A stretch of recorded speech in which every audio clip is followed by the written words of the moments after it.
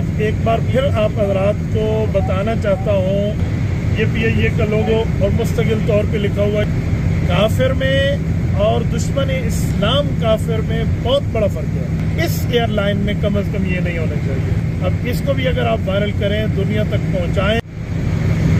السلام علیکم ورحمۃ اللہ وبرکاتہ۔ معزز دوستو، آج 23 مارچ 2023 بروز جمعرات ہے اور یکم رمضان المبارک سن 1444 ہجری ہے۔ آج یوم پاکستان بھی ہے اور رمضان المبارک کی بھی پہلی تاریخ ہے، اور میں آپ کا بھائی مفتی عبدالواحد قریشی اسلام آباد سے جدہ کی PIA ایئر لائن کی فلائٹ میں جا رہا ہوں، اور آج ایک بار پھر آپ حضرات کو بتانا چاہتا ہوں کہ PIA کا جو انٹرنیشنل روٹ ہے اسلام آباد ٹو جدہ، اس میں یہ قادیانی پروڈکٹ ابھی تک دی جا رہی ہے۔ جب آپ کے سامنے یہ PIA کا لوگو اور مستقل طور پہ لکھا ہوا ہے، یہ آپ کو ہمارا کیمرہ مین دکھا پائے گا، اور یہ قادیانی شیزان کمپنی ابھی تک اس کا کیچ اپ یہاں دیا جا رہا ہے۔ لاہور سے کراچی روڈ کو ان لوگوں نے کلیئر کیا تھا، ہم نے اس کو شکریہ بھی ادا کیا تھا، اور یہاں پر آج تک قادیانی پروڈکٹ کام ہے۔ جب میں اس پہ احتجاج کرتا ہوں تو کچھ لوگ ہمیں کہتے ہیں کہ دیکھیں بات یہ ہے کہ باقی بھی تو کافر ملکوں کی مصنوعات ہیں، وہ آپ استعمال کرتے ہیں۔ میں نے کہا آپ سمجھے نہیں ہیں، کافر میں اور دشمن اسلام کافر میں بہت بڑا فرق ہے۔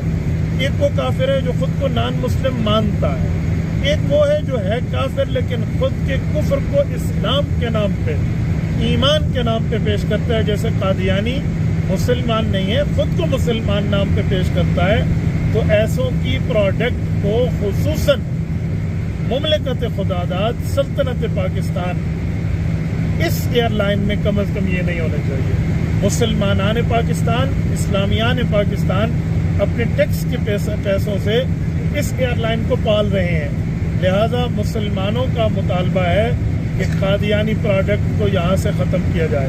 میں آپ حضرات سے کہتا ہوں پچھلے روٹس کلیئر ہوئے، آپ حضرات کی ویڈیو وائرل کرنے کے اوپر اب اس کو بھی اگر آپ وائرل کریں، دنیا تک پہنچائیں تو بہت اچھا ہے۔